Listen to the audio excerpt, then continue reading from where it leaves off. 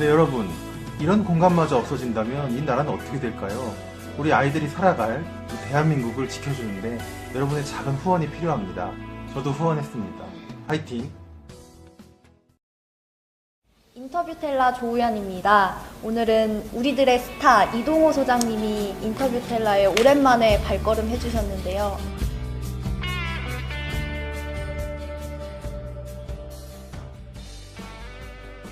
안녕하세요. 안녕하세요. 소장님, 2014년 12월 19일을 기억하십니까? 예, 그쵸. 역사적인 날이었죠. 역사적인 날이죠. 네. 통합진보당에 대한 헌법재판소 해산 결정이 내려진 날이죠. 네. 그런데 통진당은 해산됐지만 그 잔당 세력? 그 사람들은 그대로인 것 같아요. 최근에 그 민주자유연구원의 유동열 원장이 주간조선에 한 걸 보면 그 민중연합당이라고 지난 총선에 만들어서 그 민중연합당의 주력들이 대부분 통진당에 활동했던 사람들로 구성되어 있고, 그리고 거기에 굉장히 많은 사람들을 총선에 내보냈고, 그리고 또 여성 활동 몫으로 그 정부에서 뭐 선관위 8천만 원, 9천만 원 정도 정부 지원금도 받았어요. 지금 저희 법 체계가 문제가 네. 독일 같은 경우에는 공산당 해산되고 헌재 해산 결정이 내려지고 약 12만 명에 대해서 전폭적인 수사가 있었거든요. 그리고 상당히 많은 사람들이 그 수사에 의해서 활동이 묶이고 아예 활동이 금지됐다고요. 공직 진출도 보정돼 있고.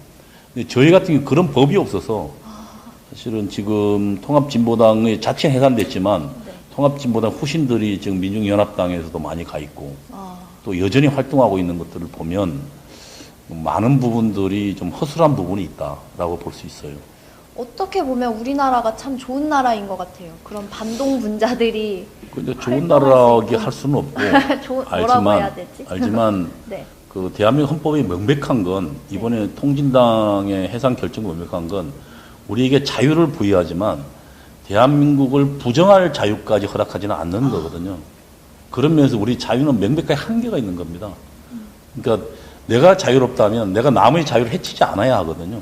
그래서 그게 법의 테두리 안에서 자유고 또 대한민국의 헌정 테두리 안에서의 자유라는 것은 그것이 이번에 통합진보당 해산 결정에 나온 그 헌법재판소의 기본 기조라고 볼 수 있어요. 그런데 그럼에도 지금 그분들이 말씀하셨다시피 뭔가 부활해서 계속 그 노림수를 꾹꾹 노리고 있잖아요. 호시탐탐 대한민국의 그런 무너짐을. 그런 분들 중에 그 혹시 소장님 친구분들, 지인도 있나요? 저도 그 후에 상당 기간 네. 또 전향한 이후에 네. 빠져나왔으니까, 그러나 두 가지 부류가 있다고 봅니다. 여전히 어쨌든 활동하고 네. 그러니까 언더에서 활동하고 있는 사람도 있고 또 일반 생활인으로 살고 있지만 네. 그러나 여전히 머릿속은 아직 정리되지 않은 채로 친북 성향, 반 대한민국 성향을 띠고 있는 그 두 부류가 여전히 존재하고 있다고 보여집니다. 그러면 안 되는데. 저희가 오늘 그래서 1차 세미나를 했습니다. 통진당 헌재 판결문을 통해 본 반대한민국 세력 바로 알기 해가지고 남한 공산주의 혁명 세력의 정체에 대해서 알아봤습니다. 그런데 그 아까 세미나에서 했던 내용 말고 또 다른 그런 이야기가 있다고 제가 들었는데 어떤 이야기를 준비하셨나요? 아주 심플한 건데요. 네. 대한민국이 어떤 나라냐, 정말 지켜야만 가치가 있는 나라냐라는 것을 좀 살펴봐야 합니다. 보수주의를 하면 보수할 가치가 있어야 되거든요. 대한민국이 우선 1948년도에 건국은 그 전에 신민의 나라였습니다. 그러니까 우리 모든 백성들이 왕의 신하였고 왕의 재산들이었습니다. 그러다가 소수의 선각자, 이승만과 비롯한 선각자들에 의해서 대한민국이 건국됐고 그 건국을 통해서 1차적으로 정치적으로 엄청난 혁명이, 그러니까 신민에서 그 전제에 속한 신민에서 자유를 가진 개별 조체로서, 그리고 그 자유인들의 결합체로서 민주공화국 대한민국 건설했거든요. 물론 거기에서 오랜 기간을 거치지 않다 보니까 우여곡절은 있었습니다만, 그러나 그 대한민국 건국의 이념은 자유인들의 정치적 공동체라는 대한민국 건국이지만 그대로 계속 지속돼 왔고, 그리고 또 하나는 1960년대 박정희 대통령 비롯해서 경제혁명이 일어났습니다. 산업혁명. 그래서 우리 공동체는 사실은 건국되고 산업혁명을 통해서 발전의 단계에 들어갔습니다. 그리고 이제 마지막 혁명이 남아 있습니다. 반쪽짜리 국민국가에서 전국적으로 확산시키는 자유민주공화국을 북으로까지 확산시켜서 그 자유를 완성시키는 그 단계, 이것이 대한민국의 정치혁명의 마지막 단계로 생각하고, 그 와중에 우리는 혼란의 와중에 있지만, 그러나 우리는 결국 이 혼란을 딛고 마지막 정치혁명, 그러니까 자유의 전국적인 확산, 이것이 이루어낼 거다. 그 사명이 우리에게 있다고 생각합니다. 아니, 저는 아까 사실 세미나 들을 때도 약간 뭉클한 마음이 있어가지고, 지금도 방금 막 48년 건국 말씀하시고 이승만 대통령 말씀해 주시니까 좀만 막 건드리면 눈물이 흐를 것 같은 그런 기분인데, 어떻게 해야 될까요? 그런데 저쪽 그 광화문 집회 소장님께서도 가보셨잖아요. 예, 가봤죠. 그게 언론에서는 시민들이 자발적으로 모인 그런 시위라고 이야기하지만 사실은 그렇지 않잖아요. 분명 엄연히 주체 세력이 있는데 있고, 네. 그 다음에 선동당한 또 대중들이 있고, 네. 아까 우리 뭐 토론에서 황정민 씨가 이야기했지만, 네. 민주주의라는 게 상당히 좀 허약한 체제거든요. 그래서 토커빌이라는 학자는 이렇게 이야기해서, 미국의 민주주의라는 책에서 민주주의는 보완되어야 한다. 그리고 우리가 간접 민주주의를 택한 이유가 우리 사회가 굉장히 복잡합니다. 그래서 그냥 사실은 거의 대부분의 우리 국민들은 자신의 일상에서 열심히 살아가고 있습니다. 그래서 우리 대한민국의 어떤 국가 자체를 어떻게 운영하고 무엇을 우선순위 해야 될지에 대해서는 상당히 훈련과 숙달이 필요합니다. 그래서 직접 하지 않고 대신 그런 숙달된 사람을 뽑는 대의제를 한 거거든요. 그걸 통해서 보완되고, 또 한편으로는 선거에 뽑히지 않은 권력들을 가지고 대법원을 구성하고 어떤 것을 판결하도록 내렸거든요. 이게 이제 민주주의 고안된 사람들의 고려거든요. 그래서 토크빌을 이렇게 이야기했습니다. 만약 선동가들의 그 선동이 담을 넘어서 광장으로 울려 퍼진다면 그것은 민주주의 조종일 거라 이야기했거든요. 다시 말하면 민주주의가 선동가들이 휩쓸린다면 그것은 대중들을 쉽게 선동당합니다. 이야기했지만 예수도 결국 선동가들에 의해서 십자가에 못 박힌 거거든요. 마찬가지로 저는 광화문에 결국 그 선동가들에서 장악당하고, 그리고 그들에 의해서 동원된 사람들이 그 외침들이 한다면 그것은 민주주의 발전이 아니라 민주주의 후퇴다라는 생각을 하게 되는 겁니다. 그러니까 지금 이 촛불 집회가 있고 또 애국 집회가 있잖아요. 예, 근데 예. 저는 되게 안타까운 게 애국 집회는 또 박사모가 주최한 거라고들 언론에서 포장하잖아요. 예. 이건 보수 집회고 여기 촛불 집회는 시민들이 자발적으로 모인 거라고 하는 거에 굉장히 좀 안타까움을 느끼는데, 이런 걸 헌법재판소에서 제대로 판단을 할 수 있을까요? 그걸 가지고 하기는 좀 그러니까 네. 이성의 영역인 거잖아요. 헌법재판소는. 이성, 예. 그렇게 해서 통진당도 해산시킨 건데, 이번에는 좀 궁금해요. 이번에도 그러니까 제대로 된 판결이 저도 뭔지는 잘 모르겠지만 감성적으로 하는 게 아니고 이성의 영역에서 법치주의를 실현해야 되는 데가 헌법재판소잖아요. 그게 가능할까요?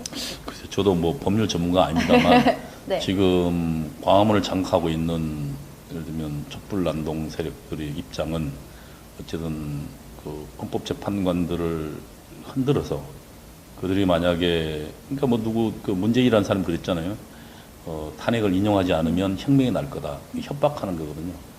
저는 이제 바라기는 헌법재판관이 양심에 의해서 판결하기를 바랍니다. 그러나 걱정은 많이 있습니다. 그리고 또 계속 생각이 나는데, 조금 전에 보수 이야기 해주셨었잖아요. 예, 예. 근데 요즘에는 진보라는 말보다 많은 사람들이 보수라는 말을 탐내는 것 같아요.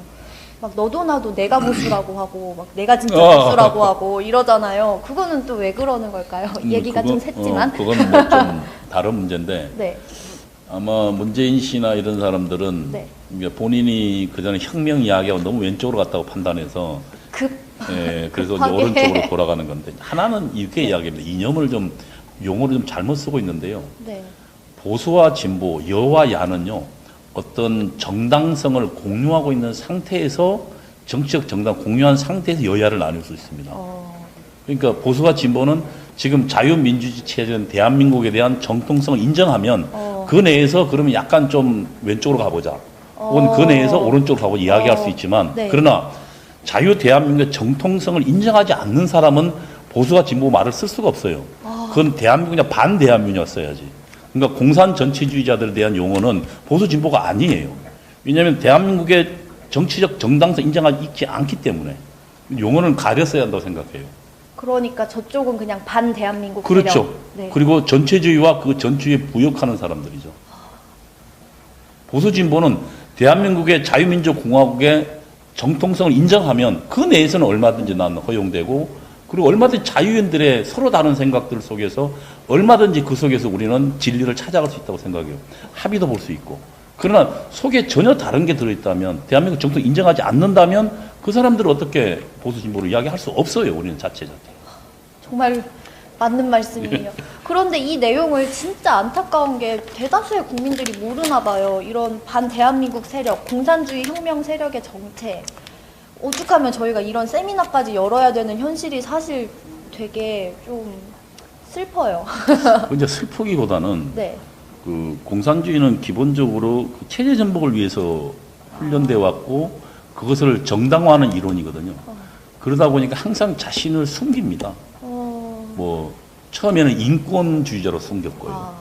근데 이제 그것도 이들이 허위라는 게 그러면 아니 지금 대한민국 사람들이 인권을 이야기하면 북한 인권도 이야기하는데 그들은 인권 외놈박이 인권이죠. 북한이 훨씬 더 처참한 반인권적 상황 그리고 그들이 재판도 없이 그러니까 처형당하고 총살당하는 상황에 아무 소리를 안 하잖아요. 그러면 오로지 지금 뭐 대한민국의 노동자들 이기면 인권 침해당하고 있다고 이야기. 이 오지랖 넓게 또 뭐 무슨 외국인 노동자들까지 다 이야기하지만 왜 정작 우리 반쪽인 북한 동포들의 인권 이야기하자. 근데 처음에 인권주의자를 위장했고, 그다음 민주주의자를 위장하잖아요. 그 대중들이 참 그걸 구분해내기가 쉽지 않습니다. 그래서 이런 세미나도 필요한 이유가 그걸 통해서 대중들이 그들의 정체를 알 수 있게끔 지속적으로 폭로가 있어야 가능하죠. 저희가 할 일이 그럼요. 많은 것 같아요. 예. 그래서 이게 1차로 끝나는 게 아니고 이 반대한민국 세력 바로 알기가 2차, 3차, 4차까지 준비되어 있는데 그때까지 소장님의 그런 폭로 기대한다는 말씀 드리면서 오늘 인터뷰 텔라 마치도록 하겠습니다. 예, 감사합니다. 감사합니다.